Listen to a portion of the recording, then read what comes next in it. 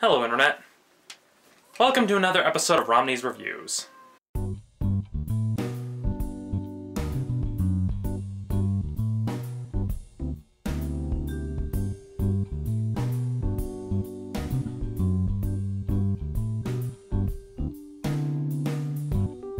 Now let me begin by saying I have not seen the 1990 film, nor have I read the original story that this is based on, so I'm kind of flying into this with no expectations whatsoever except to maybe get your typical action movie. And, well, when I really think about it, that's kind of what I got. Except it is a little bit deeper than most action films, at least when it comes to the story. Now, the story has some nice twists and turns to it, and some interesting things that it tries to make you think it's one way or another, and it doesn't quite clearly answer it by the end. But it doesn't quite clearly answer it by the end. At least, it doesn't bring a very satisfying conclusion to itself, is all I'm saying. Because, again, everything ends, things do end, quote-unquote, happily, but it just kind of just cuts off after. There's no real denouement to it. No real resolution. But for what it was worth, the story in this film is still pretty decent. I mean, starts out, sets up a nice mystery, keeps you guessing throughout, but it's not like super dense, so if you're just looking for something to, well, watch that doesn't require you to think all that hard, then this would probably be a film for that. The action sequences in this film, like, well, a lot of action sequences nowadays, they get to be pretty intense, and this one does do some pretty creative things with its action sequences, especially with like the chase scene with the magnetic cars, as well as the now obligatory parkour chase scenes that seem to be popping up in every single film nowadays. Of course, at least with the layout of the colony, it makes a little more sense. I think the people behind this film knew that it was based on a story by Philip K. Dick, because the colony and this film in general has sort of a Blade Runner feel to it, which was based on another Philip K. Dick story. And so, while Blade Runner had like distinct color schemes for its scenes, this one you only really got a black or a white.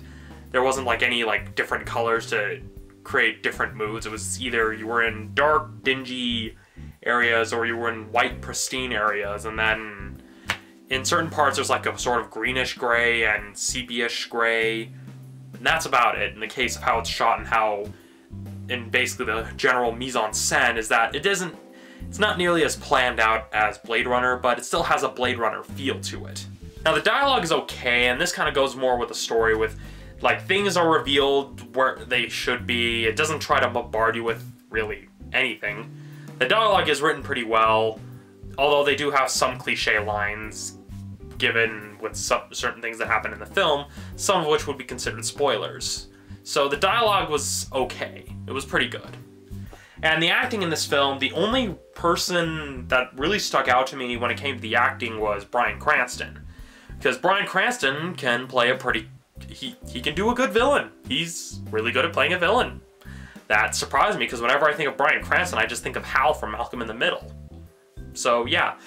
Bryan Cranston was really the only actor that had a performance that really stood out. I mean, Kate Beckinsale did a good job, Jessica Biel did an okay job, Colin Farrell did a pretty good job, but they were all just kind of the typical good job, as in they know what they're doing, this is kind of just like another day of the week for them sort of type of acting. Whereas Bryan Cranston, it really, I don't know, just something about his performance just really stuck out to me. As opposed to everything else, all the other acting is still just kind of eh. It's good, but it's nothing really memorable. Now, when it comes to the faithfulness, like I said, I have no idea. I have not seen the original 1990s film. I have not read We Remember It For You in wholesale. So, as for how faithful it is to either the 1990s film or the original story, I can't say in that regard if it's faithful or not, or how faithful it is, but it's still a pretty enjoyable film. It's a pretty decent film, and I don't know, I just have an easier time getting into this story than I probably would the 1990s film, because I just can't take Arnold Schwarzenegger seriously. I'm sorry. I mean, the only time I could really take him seriously was Terminator, and that was about it. Just based on initial impressions, I probably would, by comparison, I probably might enjoy this version better than I would the 1990s version if I ever get around to seeing it. But point being, it's a decent film.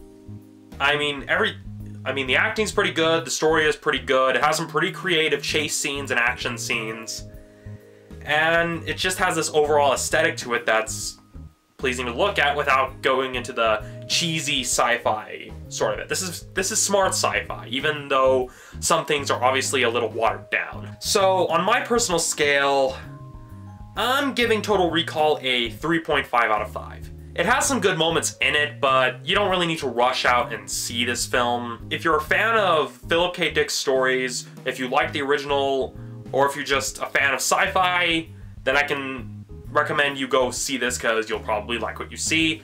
But if you're just an average moviegoer just looking for something to watch on a Friday night, I wouldn't really recommend this. Now, this part is more of a health and safety warning because this is something that they should have put on the film in general. In the opening scene, and there's no spoilers because it's the opening scene, there's a lot of white flashing lights. So if you are photosensitive, if you have epilepsy, look away, close your eyes, do whatever you can to not look during that opening scene because, I mean, I got a headache just from watching it, and if you have epilepsy, it'll probably trigger a seizure. Again, I don't know anything about epilepsy, but I figured this is something I should warn people about. I've already warned a couple of patrons at the theater where I went to see the film, and they're pretty appreciative. So yeah, if you have epilepsy or photosensitivity, then be careful when watching this movie. Again, the rest of the movie is fine, it's just that opening scene. That opening scene, a lot of white flashing lights, and it's not necessarily in a set pattern, but it does get a little irritating. So again, if you have epilepsy, be careful. That's all I'm saying. So that's it for this week's Raw News Reviews. Now, I know I said I was going to take this week off, but a lot of people wanted me to review the Total Recall, so I don't know if I'm going to be doing a review next week. If I do, I'll put it up here, but I'm not going to give a teaser about what the next film is going to be because, well, summer semester just ended and I really need a break. I really do. So, yeah, I'll see you next time.